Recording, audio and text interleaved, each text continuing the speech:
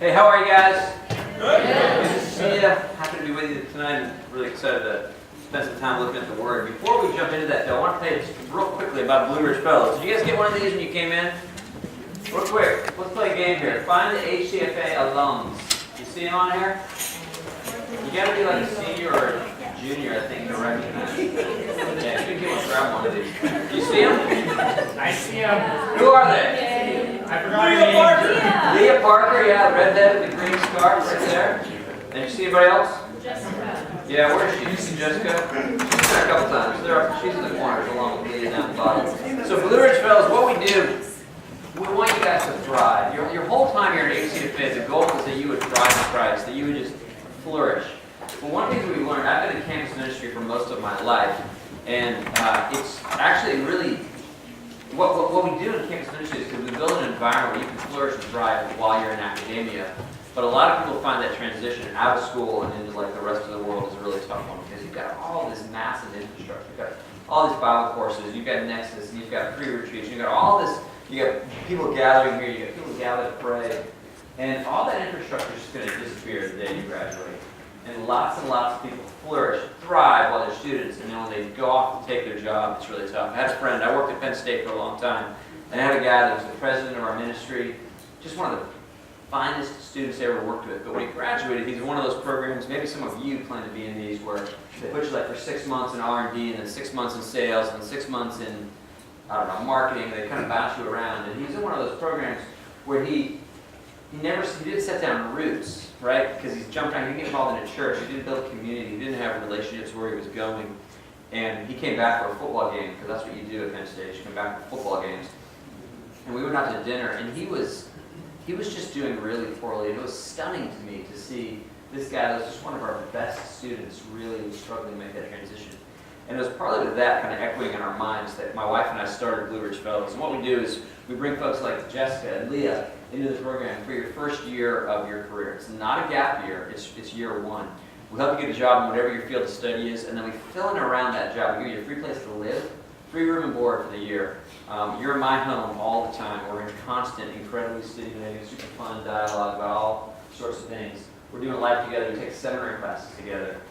But it's not for folks that are planning on going into ministry. It's really people that are planning to be engineers and lawyers and physicians. Medicine is probably our strongest niche because Roanoke's a fantastic, we're in Roanoke, Virginia. It's a fantastic medical community. And every year we have incredible men and women from universities up and down the East Coast. We have students from Harvard and Princeton and Yale and Dartmouth and Penn State and George Mason and the University of Maryland and James Madison and Virginia Tech and all over the place. And we'd love you guys to consider. Our deadline to apply is February 15th, which is like in a week. But if you're at all intrigued, you got that card, you have my number, you got the information, and I'd love to watch the 90-second video. If that intrigues you, take a look at, or watch the video and then give me a call or just text me, and I'd love to tell you more about it. So, Carl, you want to show me this video real quick, and then we'll jump into the Word. Fellows Program is a Christian leadership development program for recent graduates who want to learn how to start well the next stage of their lives. They're all founded in local churches. They're all focusing on a faith and vocation piece. They all have seminary courses or other courses that are intended to expand the fellows' knowledge of their faith. Fellows serve in the community, and all the fellows work at jobs in the marketplace. The Fellows Program allows an environment and invites you to discover things about yourself that perhaps you wouldn't have otherwise. And you also have a community around you that's going to affirm and support that discovery. We're invited to be a part of the kingdom work that God is doing, which has completely changed the way that I see work, the way that I approach work, and the way that I think about what I want to be involved in. It's a unique experience where you are given a ton. And then out of that, you got to analyze, you got to reflect. I think if you can apply all the things that you learn, they will influence your job, your marriage, your family, your community. It's going to be pretty awesome for your life. And it is. So we'd love you to consider it. Take a look. If you have any questions, just reach out and let me know. I'd love to talk to you more. All right, so grab your Bibles here. We're going to be jumping all over the place. But I have a question I want you to consider with me. It's going to kind of frame up our time. Would you describe the reign, try and stay up here for your little camera action, is that better? Is the reign of Christ best described as a line segment, or a ray? remember this? You can go back a couple years. Okay, what's a line, you guys? Both directions. Infinite past, infinite future, right? What's a ray? Okay, well, full stop on one end, there you go, it goes on forever on the other side. And what's a line segment? Full stop on both, okay? So, Jesus' reign is king over all the earth. Infinite past, infinite future, started at a time, and will go on forever, started at a time, and will come to an end. What do you think? Give me a vote for line. Infinite past, infinite future. Okay? All right. Was that everybody? Almost everybody? Anybody want to vote Ray? Started, never going to end? One bold person, and did I get like an if? Yeah. I want to commit to this, but stand up. That's right. Let's go. And how about it began and it will draw to a close? Okay, 0. Okay, so we're like 95%, 5%, 0%. Okay, so let's take a look. Those of you that say that it's infinite in both directions, right, which is almost everybody here, why do you say that? What's your data? What's your biblical evidence for that? This whole thing's going to be a dialogue, okay? So, why do you think that? There's a lot of confidence in that question. Yeah. In the beginning was the Word was with God, and the Word was God. Okay, so John 1:1. Okay. Now, you're thinking mic drops, so you're thinking. No, I'm just saying. So hang on. Let me make sure that we're addressing the same question. This is the question about his kingship, his rulership over the earth. What you're establishing, I think, is his deity. Okay? He has always been God, and if you assume that God is always king, then that would be that, but you have to make that linkage, right? So in the beginning, eternity past was the Word, and the Word was with God, He was God. So deity, yes, but I'm asking a different question than just has He always been God. Has He been enthroned as king? All right? Anybody want to keep going? How do we know that He's always been king? How do you know that? Because I don't know that, actually. That's a hint. Yeah, go ahead. I don't think that he would have been considered king of the world until after his death and resurrection. Because prior to that, it says it refers to Satan as the king of this world. Okay, you want to come up here and give this talk, or what? That's exactly right. It's very good. Okay.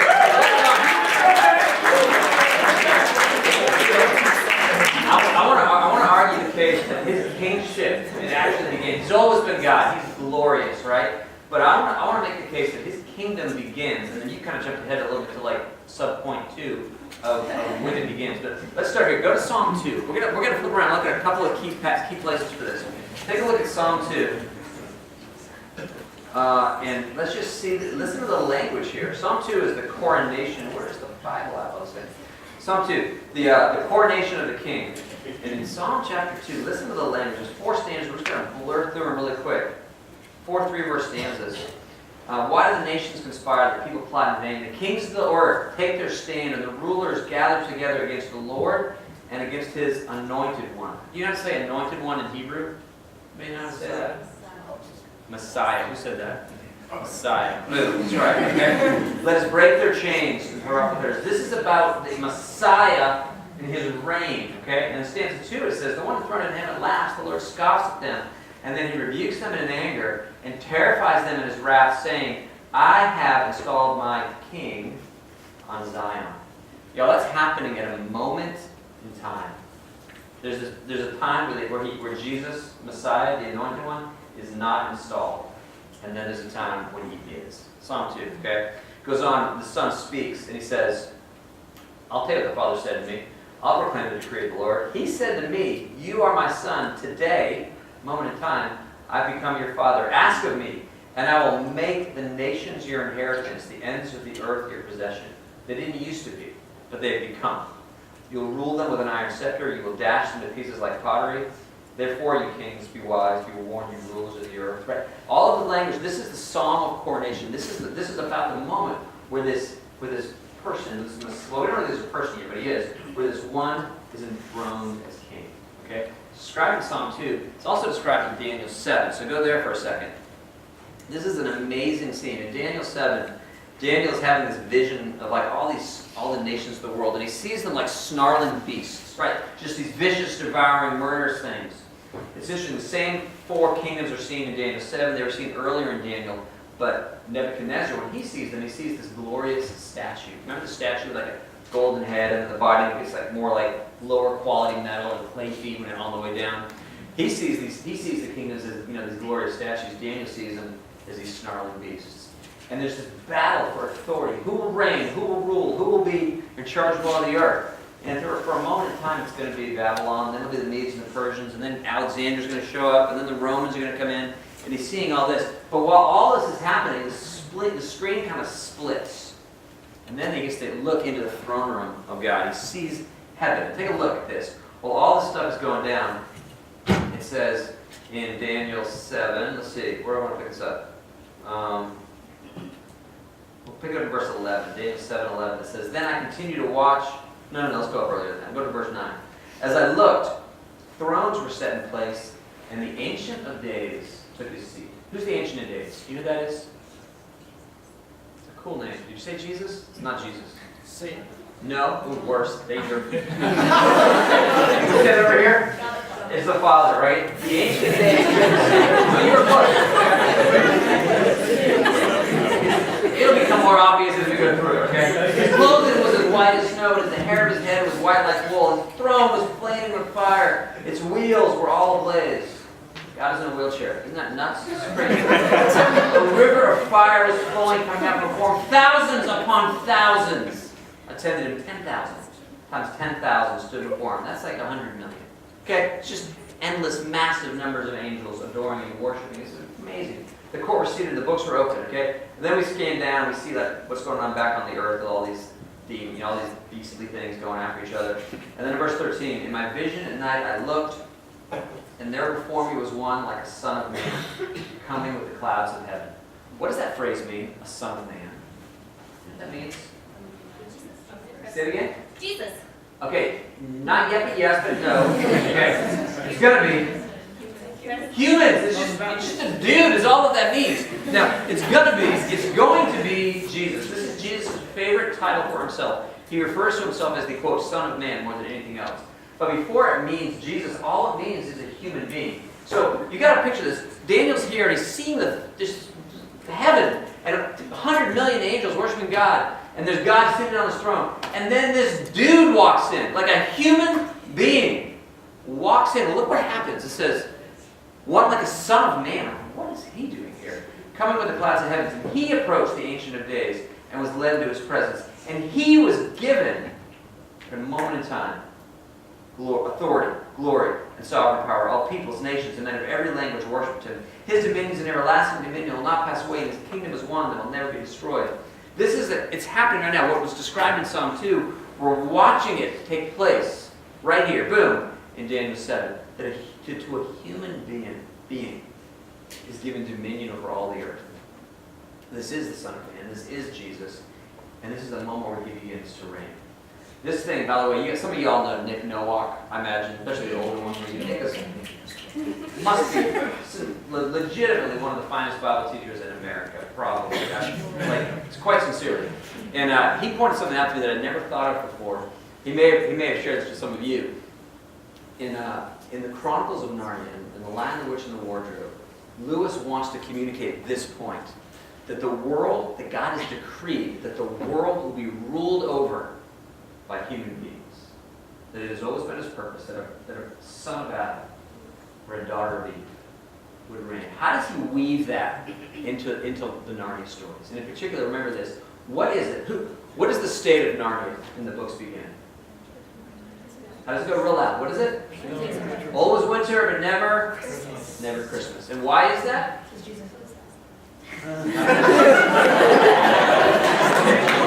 Why is it?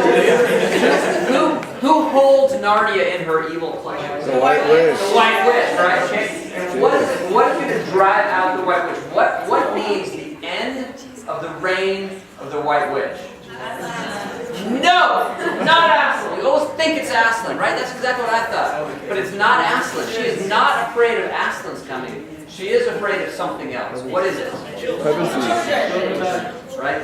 For when the 4 thrones at Caravel, right? When the sons of Adam and the daughters of Eve sit enthroned to care Paravel, then her reign will end.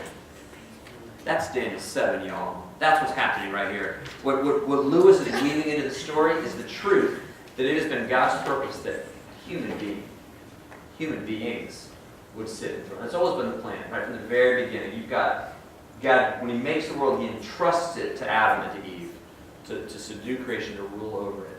And then Psalm 8 is a reinstatement of that. And then it all goes sideways, right? And we're not ruled over by a white witch, but who are we ruled over by? Who has stolen the throne, as it were?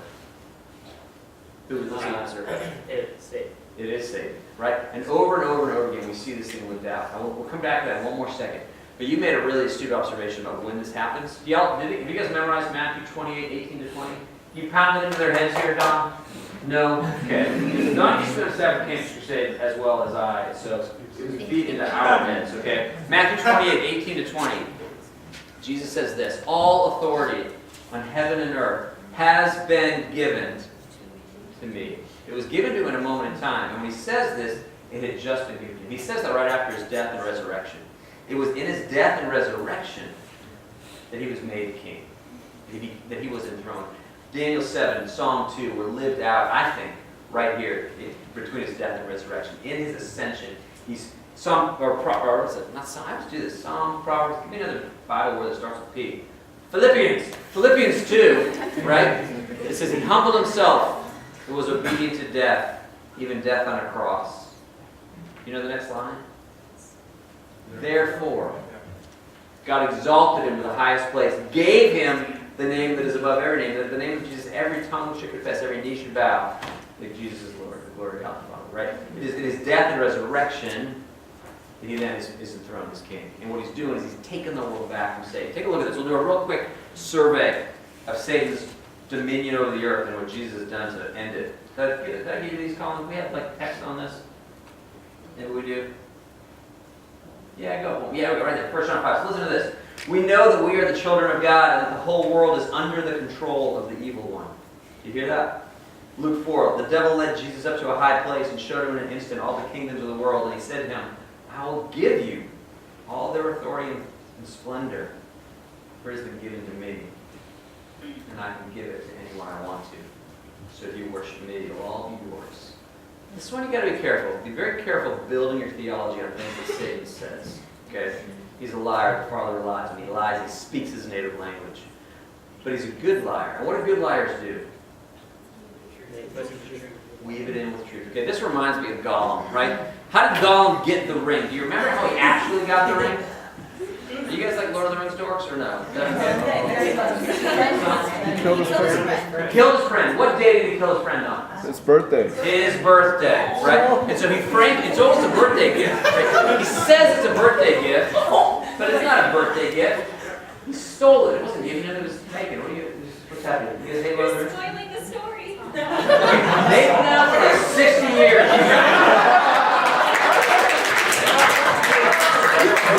Missed your opportunity. Okay? Seriously, okay. So, it wasn't given to him, he stole it. Same thing right here. He says they were given to him, you liar. They weren't given to you, you took it. Colossians 2. Jesus disarmed the rulers and authorities and put them to open shame, triumphing over them by the cross. What he's done, when he came to the earth, what he was doing was he was driving out this old, evil, miserable SOB that stole the throne. And he's bringing in a new kingdom. When we share the gospel with people, we're saying, you know what?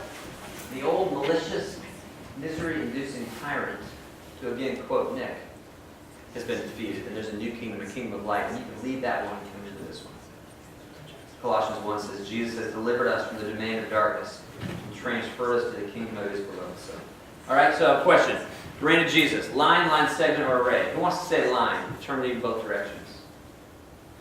Okay, so we're persuasive so far. Who wants to say array? Anybody getting nervous, though? Anybody want to say line, segment? All right, you're ahead of the curve, Emily. Let's see what happens. The question, of course, if it's going to be a line segment, he would have to relinquish his reign. And that, I admit, seems very unlikely. And maybe even heretical to even suggest. But before we do that, let's do a little quick history lesson. George Washington shocked the world when he ran for president once. That didn't shock anybody. Ran for president a second time and won. That didn't shock anybody. But when he didn't run for a third term, right? When he ended his reign, if you will, it was a surprise to everybody. But it should not have been. It shouldn't have been. Is that up there? Lies. Go away. Back up. Okay. Listen, it shouldn't have been, because if anybody was paying attention, George Washington had already set the tone for this. Do you know what he had done to set the tone for him to not run for a third term? Well, what am I thinking of? He said not to call him His Majesty. Okay, so yeah, his language, they struggled. What are we going to call the president? All that. He had all that language, yes, but he had actually done something that had shocked the world prior to this. Yeah, what am I thinking of? He didn't take power after the war. That's right. He did not take power after the war. Okay, here's the thing: if you're the general of an army and you defeat the greatest world superpower, and you're the general and you win, what do you do at that point? You take over. You sit on a throne. You get a crown. Okay. What Washington did was that he resigned his commission, and it was to the shock of everyone. What he ends up doing with the presidency is just a continuation of what he had already done. He wins the war, and rather than enthroning himself as king, and it was his for the taking. It was absolutely his. He doesn't do it. And when the word spread, this is not about his presidency. This is about his surrendering his generalship. Listen to this. This is from John Trumbull. He said this, and now you can go, bro. He said, Washington's resignation is an event which, quote, excites the astonishment and admiration of this part of the world. 'Tis a conduct so novel, so inconceivable to people who, far from giving up powers they possess, are willing to convulse the empire to acquire more. Nobody does that. Who would convulse the empire to acquire more? And instead he gives up the powers he possesses. Here's a painting. This is a painting of Washington. You can't see it because it's too washed out. It's him. You recognize him, right? He's a dollar bill looking dude. Surrendering his commission in the war. When the king hears about it across the Atlantic, listen to this. Across the Atlantic, upon learning of Washington's resignation from public life, King George III told the American-born artist Benjamin West, quote, if Washington does that, he will be the greatest man in the world. So with that example in your mind, the question before us is, will Jesus ever relinquish his reign? And I'm pretty sure that none of you would say that he would, or none of you thought that he would, because he's glorious. And he will be king forever. We sing about this, that he will always be king. And it may seem to you that the most glorious thing he could possibly do is go on being king forever and ever and ever. But per the language of George Washington, if he were to do that, and depending on the reason he did that, then he just might be the greatest man in the world, as indeed he is. So the question is, will he? Take a look. Do you guys know what is the New Testament's favorite Old Testament chapter? Which chapter of the Old Testament is quoted by far more than any other in the New?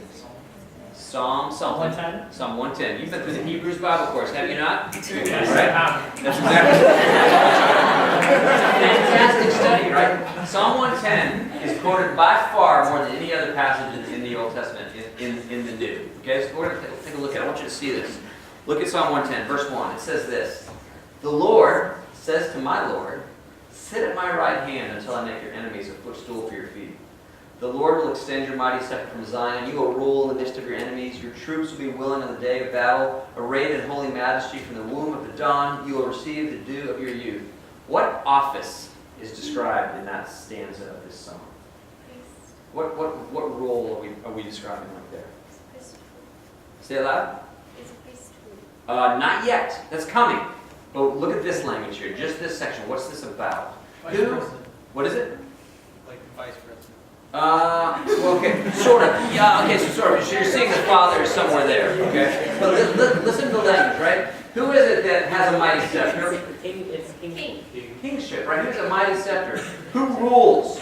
Who has troops? This is all about the kingship. This is this one who will be enthroned as king. It's about his kingship, okay? So can you see that there? What's crazy about Psalm 110 is it makes the case that we're going to combine two offices. We're going to take the king. Where do the kings of Israel come from, by the way? The house of David. House of David. What tribe? Judah, right? The king's going to come from Judah. We're going to combine that with another office that does not come from Judah. Look at the second stanza. It says this. The Lord has sworn and will not change his mind. You are a priest forever in the order of Melchizedek. Okay? So now we're going to take this. There's going to be one person who will be a king and a priest, who will be a kingly priest and a priestly king. This is weird because the priests don't come from Judah. Where do the priests come from? Levi, that's right. And this whole story of Melchizedek is a crazy story, but the bottom line is that this one who will be Messiah will be both king and priest, and his priesthood will be of a different order. On the Melchizedekian order, not from Levi, super Levi, he's higher than Levi, and he's going to be, both of these things are combined. There's one king that tried to combine them. His name is Uzziah. It ends really badly. He's struck with leprosy. It's not a good scene. Kings don't get to be priests. It's like a separation of powers thing, except for this one guy gets to be both. But what is the thing that defines this priesthood? What is the attribute that immediately goes with his priesthood right here? You will be a priest forever. This is a permanent priesthood. He will always be priest. He will never not be priest. He is a priest forever. Okay? But scroll back up. Take a look at his kingship. Do you see any funny words in there? Until. What the heck? Sit at my right hand until I make your enemies a footstool for your feet. What does that word mean?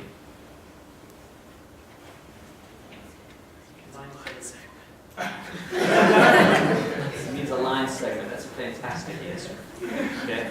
If I say we're going to be in this room until 10 o'clock, what are we doing after 10? We're leaving. If I say you're not going to have sex with your fiance until you marry them, what are you going to do on your wedding night?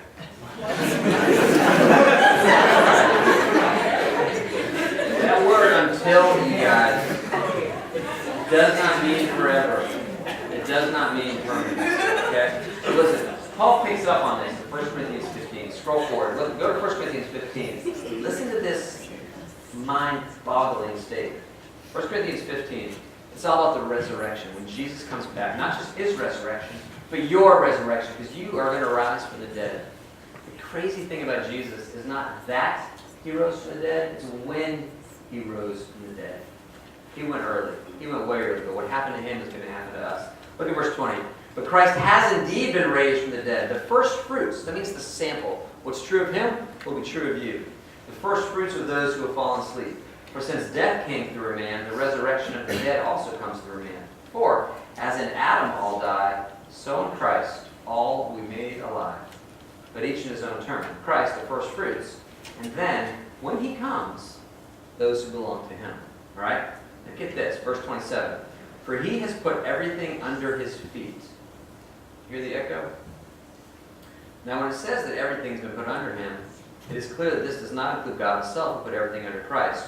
When he has done this, then the Son... Wait, did I skip something? I did skip something. Yeah. Verse 24, that's like a clutch part. Go back to verse 24. I scrolled my thumb moved too quick. Verse 24, then, okay, as in Christ the first fruits, and then when he comes, those who belong to him. Then the end will come. This is verse 24. When he hands over the kingdom to God the Father. What? When he hands over the kingdom to God the Father. After he has destroyed all dominion, authority, and power. Verse 25, get this? For he must reign until he's put all his enemies under his feet. The last enemy to be destroyed is death. Verse 27, for he has put everything under his feet. Now when it says that everything's been put under him, it's clear that this does not include God himself, put everything under Christ. When he has done this, then the Son himself will be made subject to him who put everything under him, so that God may be all in all. What Paul is pulling on, he's pulling on that until word in Psalm 110 and saying that here's what happens, here's what has happened in the world. There was a moment in time, Psalm 2, Daniel 7, Matthew 28, Philippians 2, Romans 14, we can go on and on and on, where the Father gives to the Son the cosmos. What is the condition of the cosmos when he gives him the gift? What's it like? You know, it's a train wreck. It is broken. It is in full rebellion, populated with sinners, and the creation itself is groaning in its bondage to decay. And the Son labors and strives to restore it with his own death He dies to redeem it. And then he spends decades, centuries now, millennium now, to bring it into restoration, to draw men and women out of this old kingdom of rebellion and death, and to draw them into a new kingdom of life and light and goodness and wholeness. And when he comes back, he will restore everything. He is making all things new. And when he has taken this broken, corrupted, decaying cosmos and restored it to absolute perfection, he's going to give it back to the Father. I don't know if you guys like cars, but imagine that you and your dad find some jacked up, beat down, glorious 67 Mustang Fastback, and you restore it to perfection. The exact, you research the paint, you find the exact tires, everything is restored to absolute perfection, and it's now yours. It's yours. Would you give it away? You might. You might. If there was someone that you loved more than you love yourself. The Son will reign over a perfected, glorious cosmos. But there is someone that he loves more than himself. It is the Father. And so that God may be all in all, he surrenders this kingdom to the Father, that he has redeemed and restored with his own blood. To quote King George, if he does that, he will be the greatest man in the world. 'Tis a conduct so novel, so inconceivable to a people who, far from giving up the powers they possess, are willing to convulse an empire to acquire more. Y'all, this has massive implications for our lives. For you too will be entrusted to something.